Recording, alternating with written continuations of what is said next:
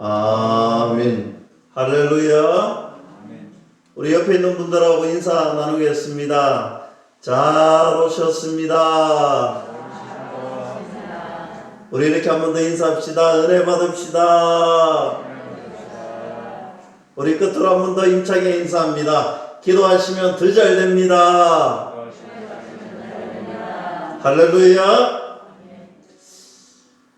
기도하시면 하나님의 은혜가 폭포수와 같은 은혜가 풍성해지는데, 우리 다니엘 기도회가 11월 1일부터 일주일 동안 진행이 되었습니다. 계속해서 21일까지 우리가 함께 기도할 때에 하나님의 믿음의 신비, 기적의 은혜가 우리의 일상이 되는 그런 복이 충만하기를 주님의 이름으로 간절히 축원합니다. 아멘이시지요? 우리 기도할 때 하나님의 은혜가 넘친다. 계속해서 제가 이렇게 몇 주간 말씀 전하고 몇 주간 말씀 전하면서 느헤미야 말씀을 계속해서 강론하고 있는데요. 쭉 강론하다 보니까 우리 성도님들이 좀 말씀이 집중이 안 되는 것 같아서 제가 몇 주 띄어서 또 다른 말씀 몇 주 하고 또 이렇게 말씀을 전하다 보니까 또 다른 문제가 또 발생했지요. 어떤 문제냐면 쭉 할 때는 너무 잘 이해가 됐는데 이 좀 오래 지나고 나니까 이 첫 번째 시작했던 말씀들 잘 잊어버리는 그런 은혜 아닌 은혜가 또 우리에게 생기잖아요. 잘 잊어버리는 은혜.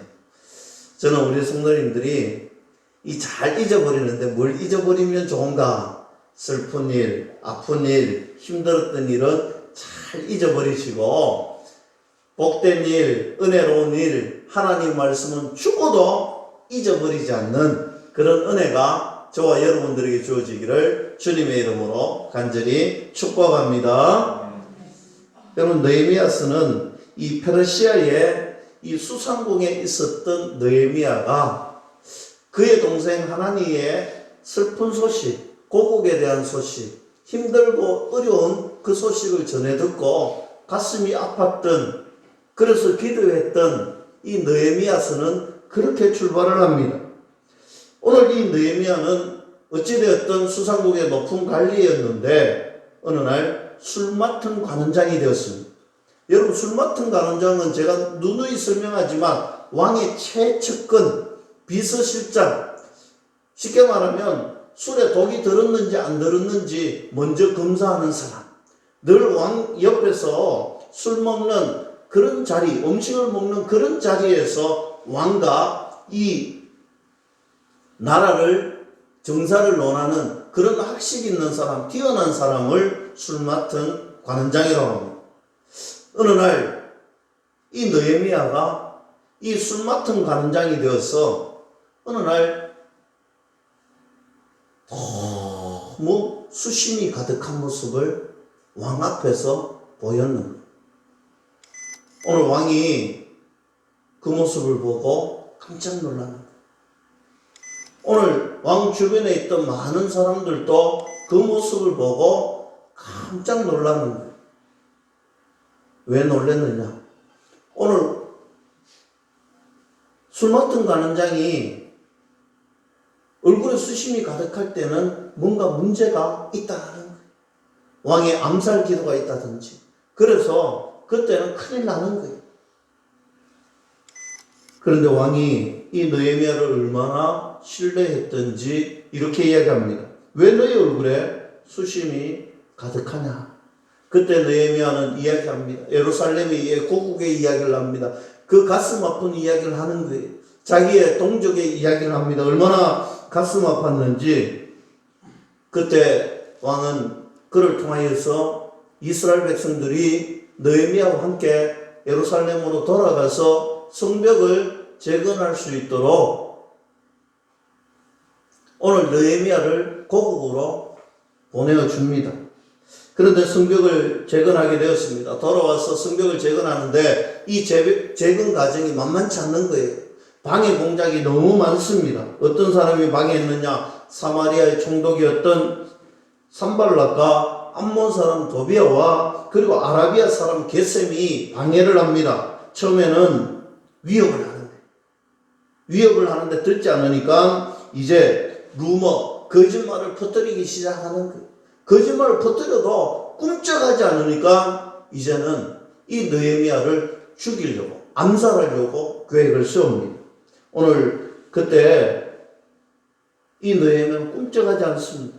그래서 느헤미야의 수족 같은 사람들을 매수해서 어떻게 해보려고 하는데 되지 않는 거예요.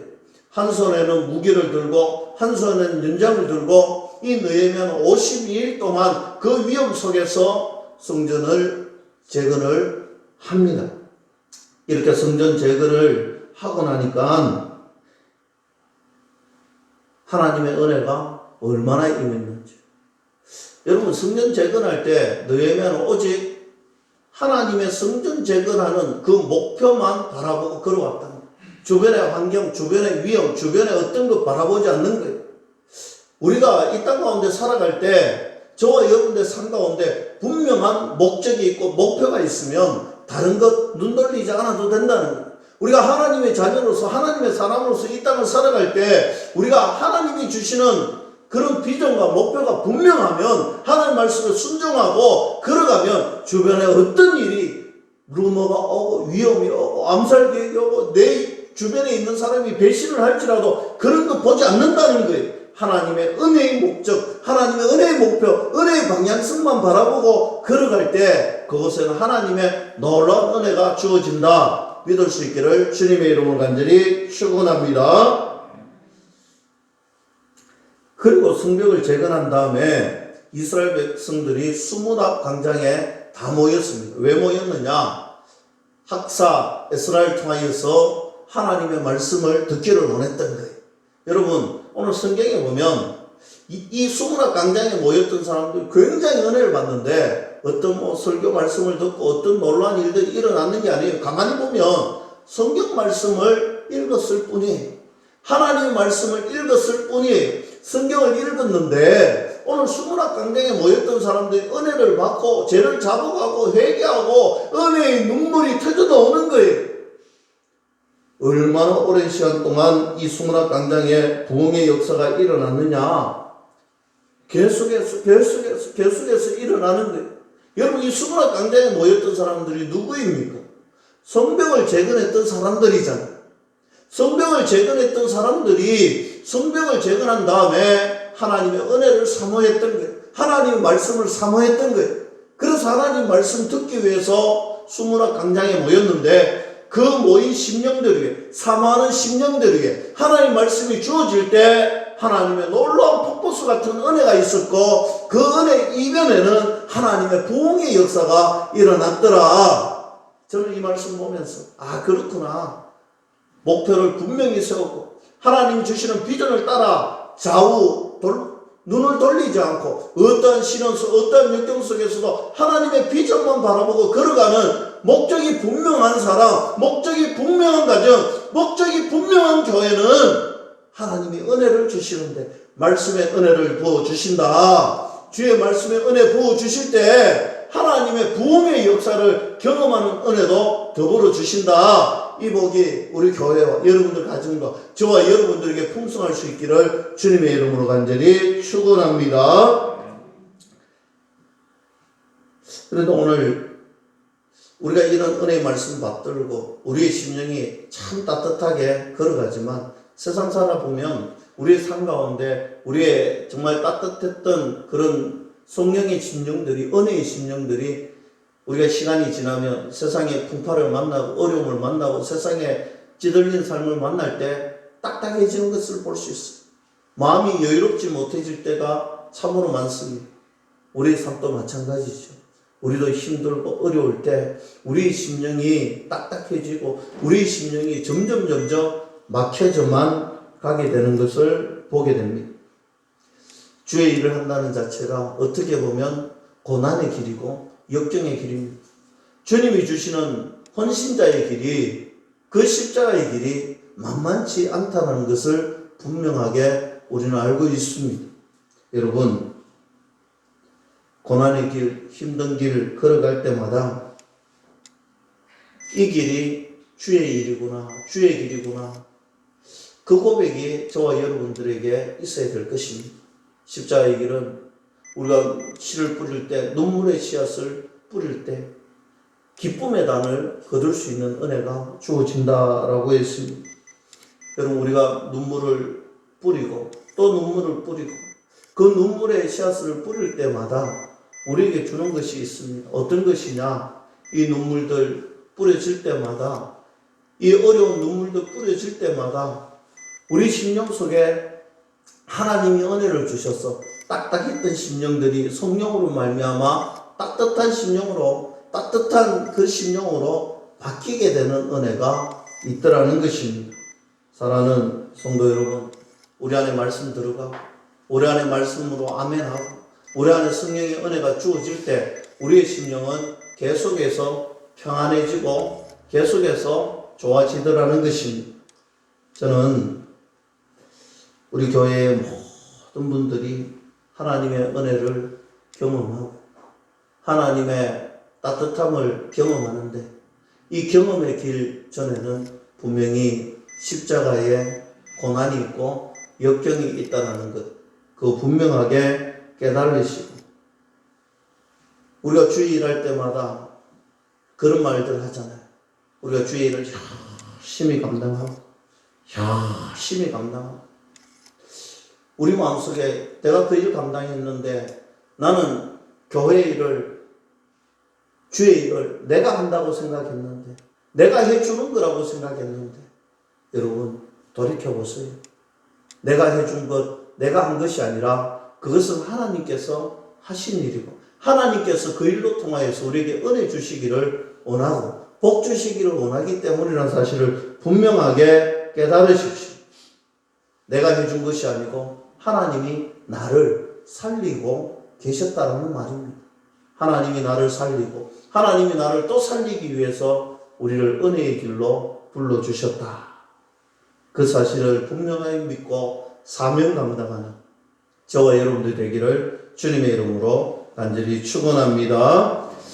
오늘 본문 말씀은 어떤 말씀이냐? 다시 본문으로 돌아갑니다. 본문 말씀은 이제 예루살렘에 거주할 사람들에 대하여서 이야기하고 있습니다. 시편에 보면 이 예루살렘의 중요성, 제가 시편 120편부터 134편을 강론했잖아요. 성전에 올라가는 노래, 성전에 올라가는 노래, 거기가 예루살렘이고 성전이잖아요. 이 예루살렘과 성전은 얼마나 중요한지 몰라요. 사랑하는 성도 여러분, 하나님 말씀 붙들고 살고 하나님과의 언약 맺고 살고 하나님의 성전에 올라가는 믿음의 사람이 되어서 살아가는 모습이 어떻게 해야 되느냐? 저는 오늘 거기에 대해서 본문 말씀을 중심으로 말씀을 나누려고 합니다. 오늘 본문 11장 1절 말씀입니다. 백성의 지도자들은 예루살렘에 거주하였고 그 남은 백성은 제비 뽑아 10분의 1은 거룩한 성 예루살렘에서 거주하게 하고 그 10분의 9는 다른 성읍에 거주하게 하였다 했습니다. 오늘 백성의 지도자들은 예루살렘의 성에 이제 남습니다. 그 나머지를 이제 어떻게 이곳에 살 사람들을 채우느냐, 오늘 거기에 대한 이야기지요. 제비를 뽑아서 10분의 1을 거주하게 했다라고 했습니다. 여러분, 왜 제비를 뽑았을까요? 예루살렘 성이 너무 좋았어.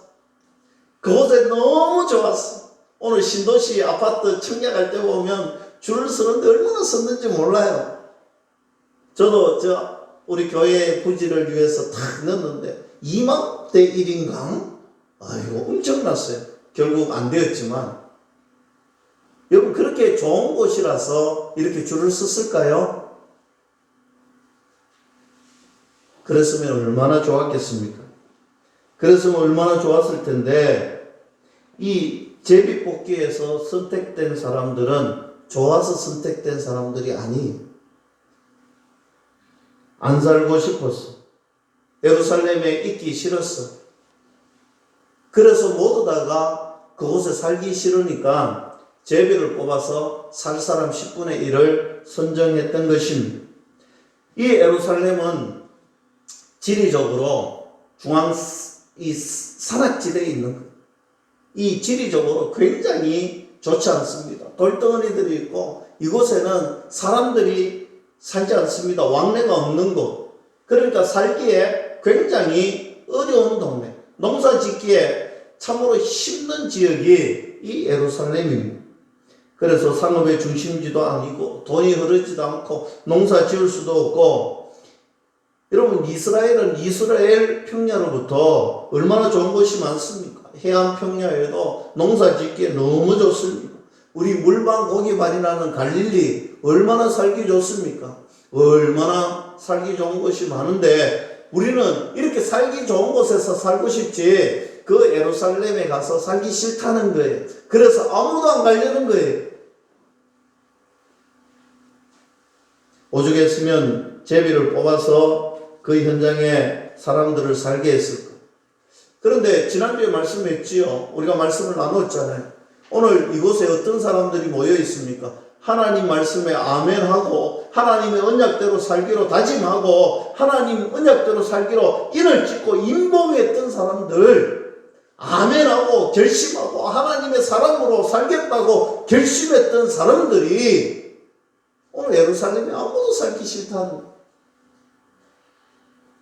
오늘 하나님 말씀 붙들고 하나님의 자녀로 살기로 다짐했고 하나님 앞에 약속하고 결단했던 사람들이 오늘 환경 보니까 살기 좋은 곳이 아니에요. 그곳에는 농사 지을 수 있는 곳이 아니에요. 사람이 살만한 곳이 아니에요. 그러니까 아무도 살기가 싫은 거예요. 오죽했으면 제비를 뽑아서 10분의 1을 보냈을까. 여러분 아멘하고 실제로 삶에 가보니까 아멘한 것이 사라져버렸다는 거예요. 하나님 말씀에 아멘하고 살아가려고 실제로 가보니까 우리의 삶에 들어가니까 이 아멘했던 것들이 다 사라지는 거예요. 이 모습이 이 사람들의 모습만은 아니잖아요. 저와 여러분들의 모습도 똑같잖아요.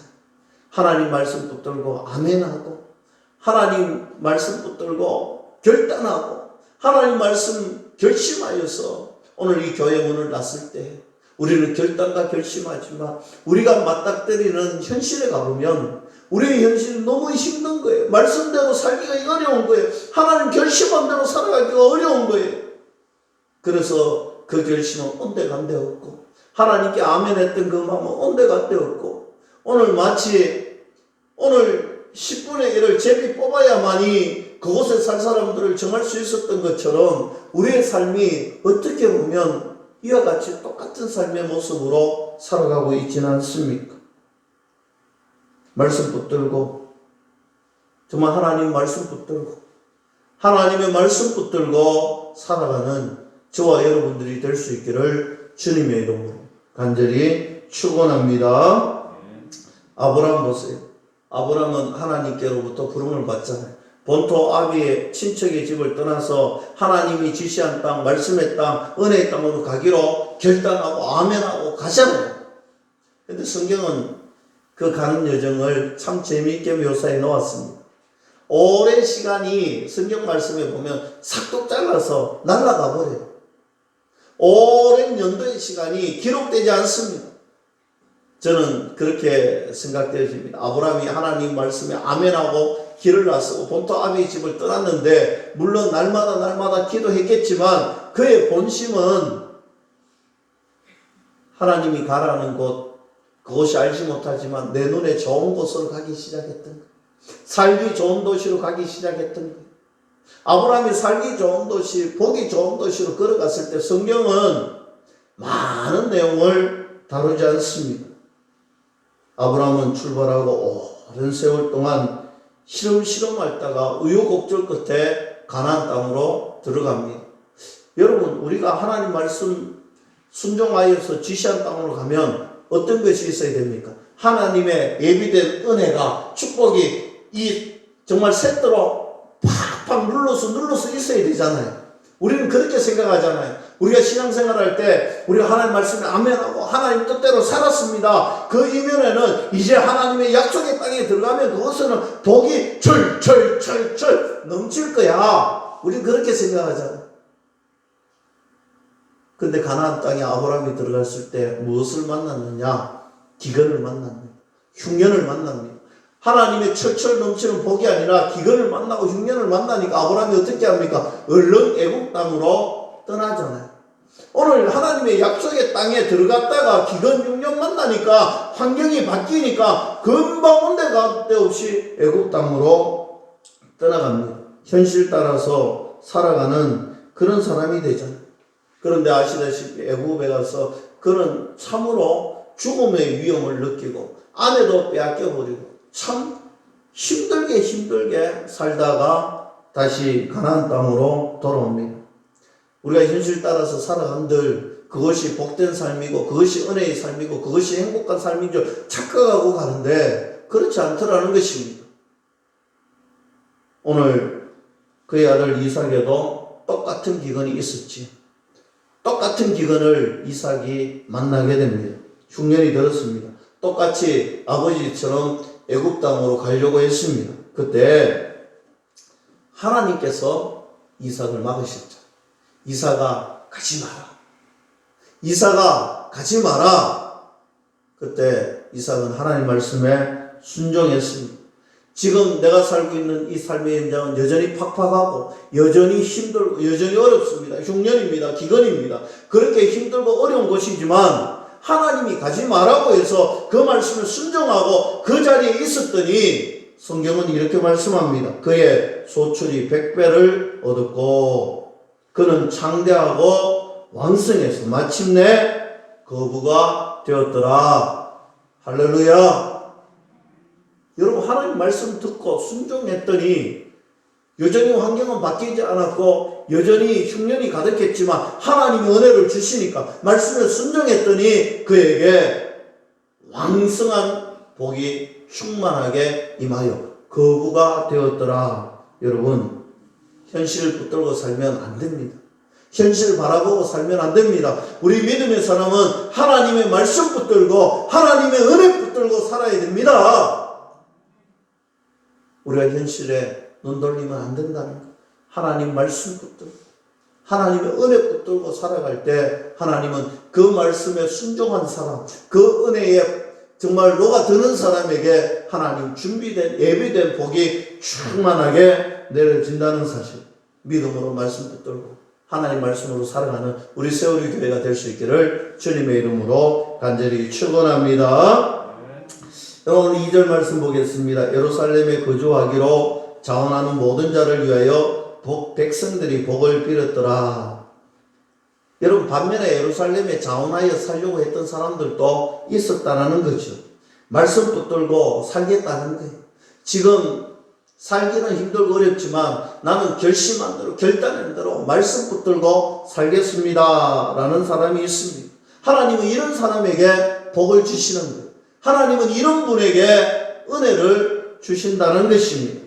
어떤 은혜, 어떤 복이냐면 체험적 은혜, 체험적 복. 우리가 삶에서 체험할 수 있는 은혜와 복을 즉각적으로 하나님은 부어주신다. 여러분 하나님 말씀 붙들고 살아가는 사람에게 이 체험적인 복은 어떤 복이냐? 하나님의 말씀이 내 삶에 일어난다는 것. 하나님이 주시는 그 은혜의 비전이 내 삶에 이루어진다는 거예요. 하나님 말씀이 내 말씀이 되고 하나님 비전이 내 비전이 되고 하나님의 큰 능력이 내 능력이 된다. 할렐루야. 이런 은혜가 주어진다는 것입니다. 저는 하나님의 자녀들, 특히 믿음의 성도들 가운데 여러 유형이 있지만 듣기형 성도가 있고 행함형 성도가 있습니다. 들으실 때 아멘, 들을 때마다 아멘, 들을 때마다 아멘. 그런데 듣기만 하고 행하지 않는 사람이 있어요. 아멘 했지만 행하지 않는, 아멘대로 살아가지 않는 사람이 있어요. 그 사람을 듣기형 사람이다. 반대로 행함형 사람들이 있어요. 이 행함형 사람들은 하나님의 말씀을 듣는 순간 실천하는 거예요. 하나님 말씀 아멘 했으면 실천하는 사람이 말씀 붙들고 살아가는 사람. 이 두 사람의 차이가 어떤 차이가 있느냐 하면 듣기형 성도들은 하나님을 체험하지 못합니다. 그러나 실천형 성도는 하나님의 은혜를 체험하며 살아갈 수가 있는 것입니다.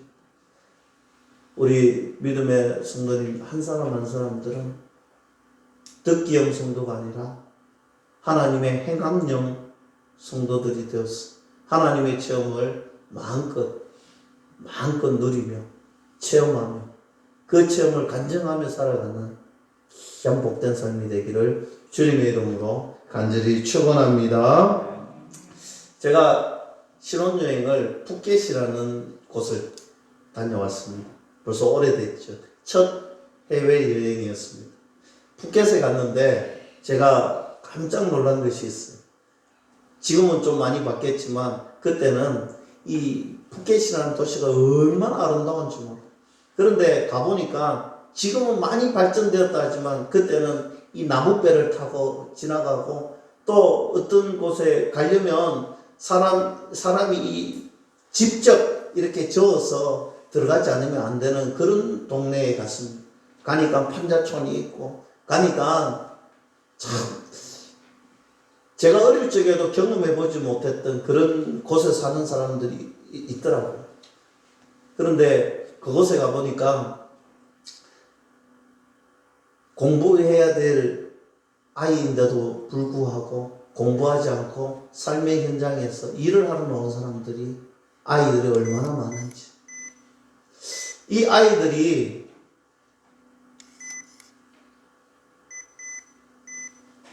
그곳에 나와서 한국말을 하더라고요.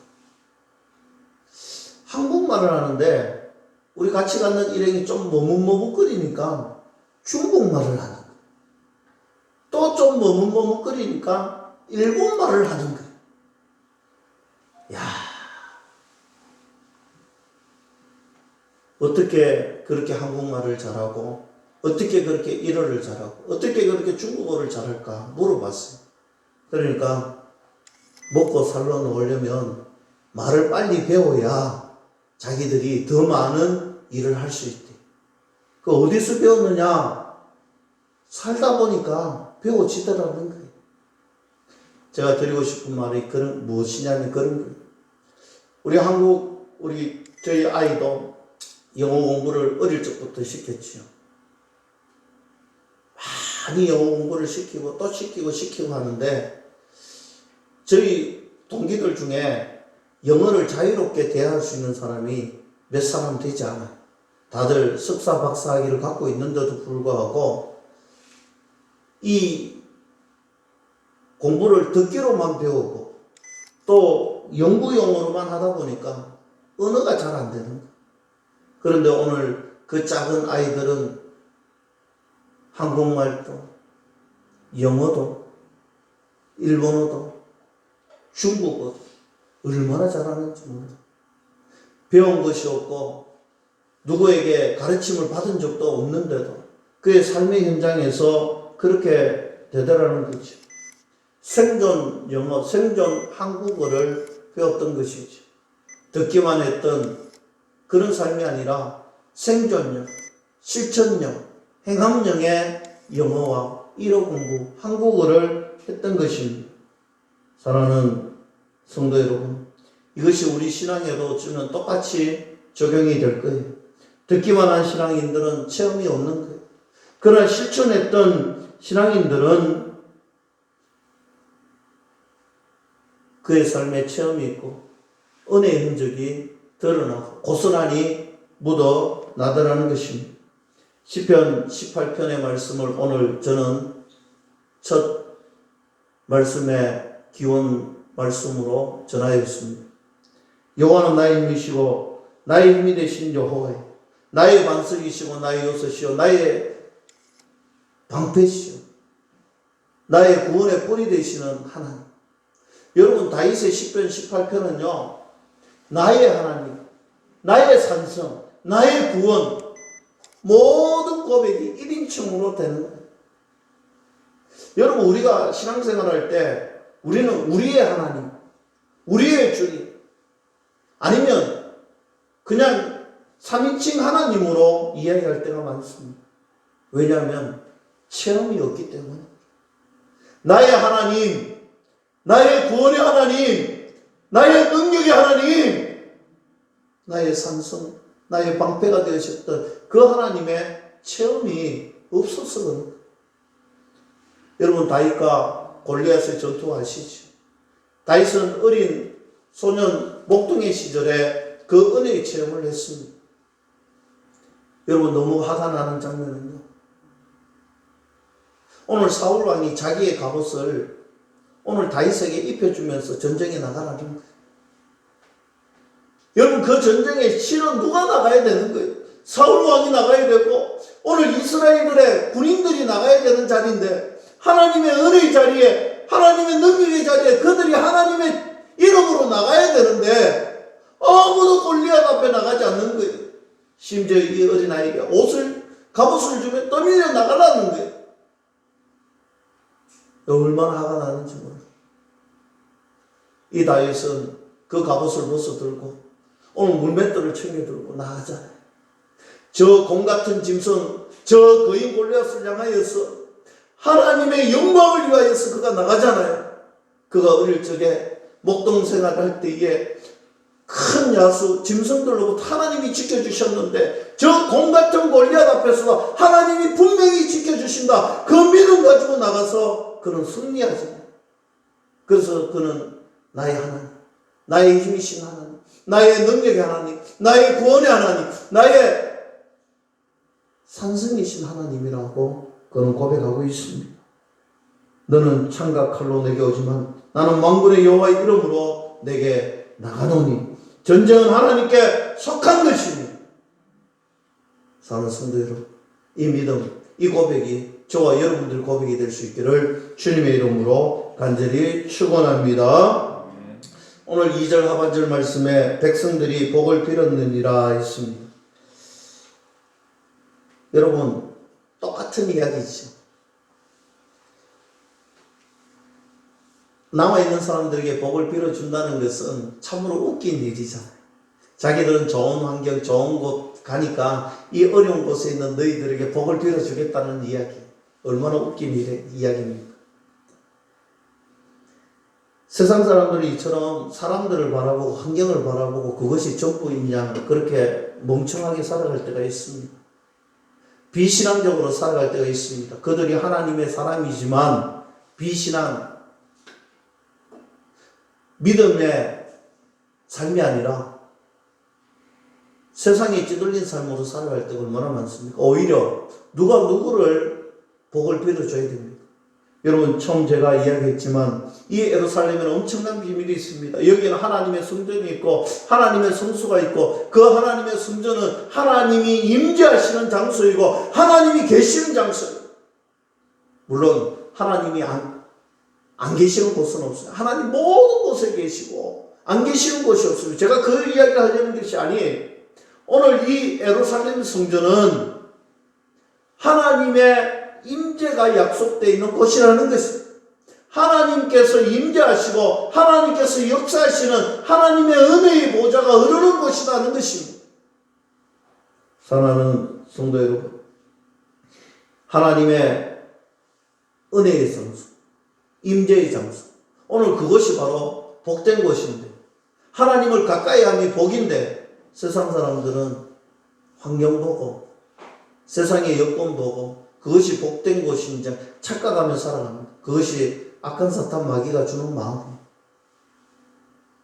이사야 시대 때 왕이 누구였냐면 우시아라는 왕이 있었습니다. 16살의 왕이 되어서 50여 년을 통치했는데 얼마나 위대한 왕이냐면 우시아 때 놀라운 일들이 일어납니다. 좋은 무기를 만들어서 사람들 주변에 있는 나라들이 벌벌 떨게 하고 이 또 여러 가지 통치를 잘해서 오늘 잘 살고 부강한 나라가 되었습니다.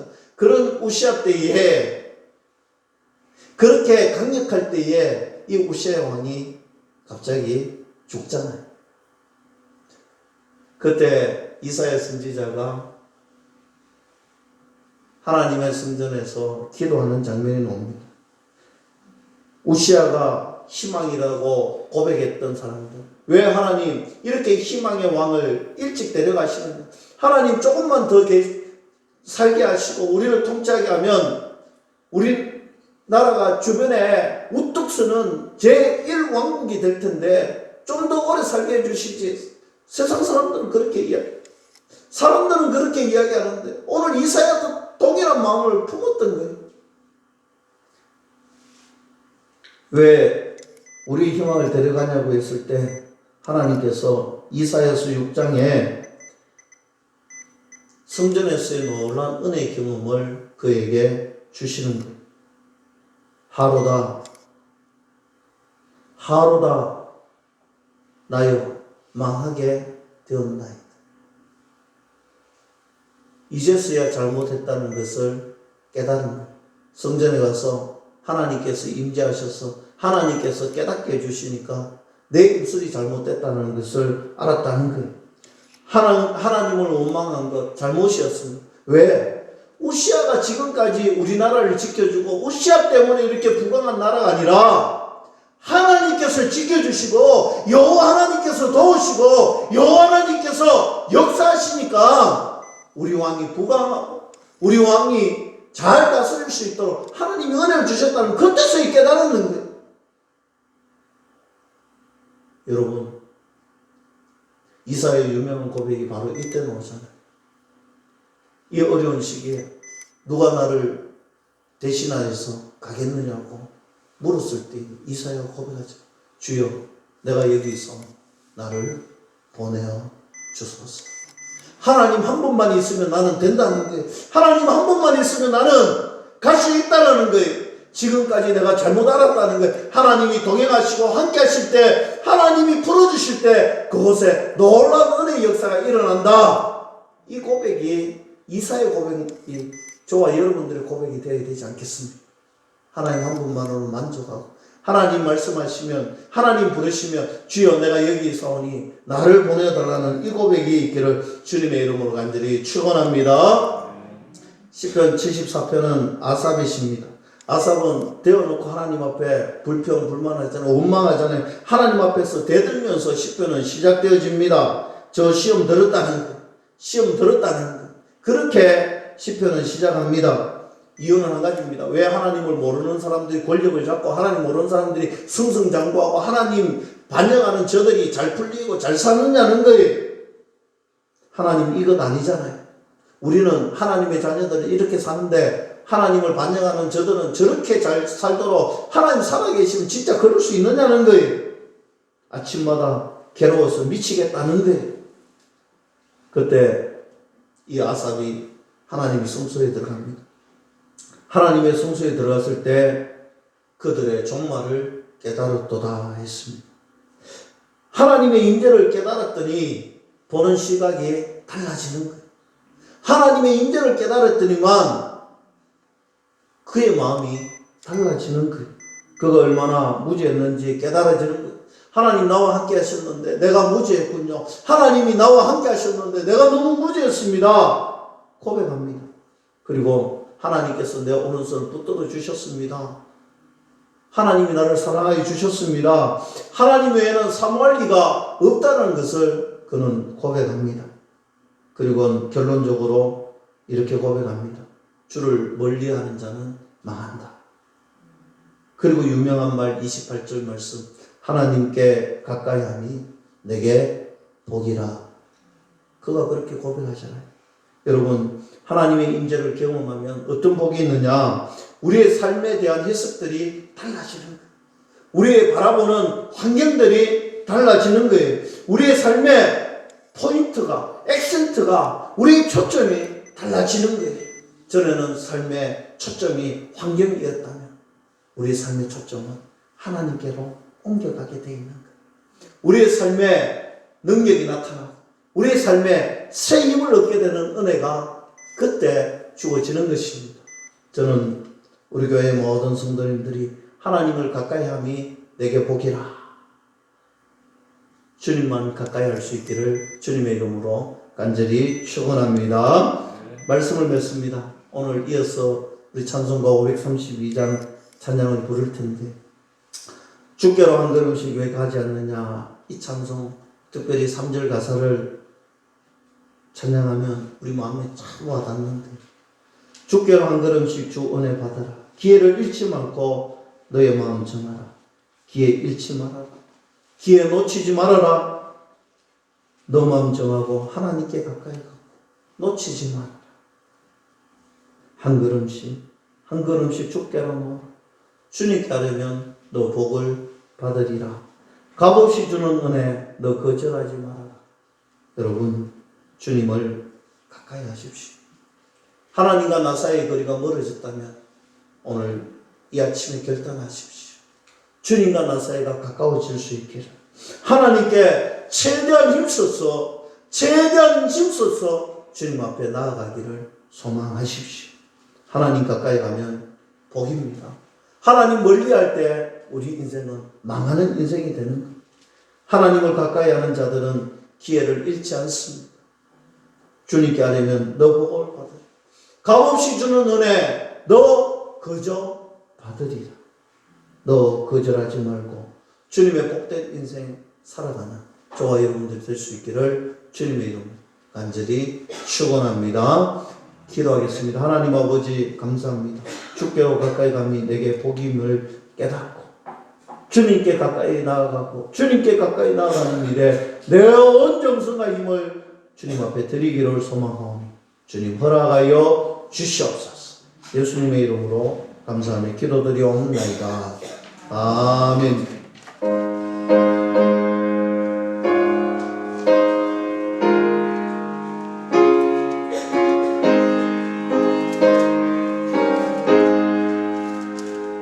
주께로 지혜하지 않느냐. 내 죄를 접어가고 그 앞에 나가라. 한 걸음씩 주께 나오라. 주님께 아뢰이며 복을 받으리라. 값없이 주네 너 걱정하라. 주께로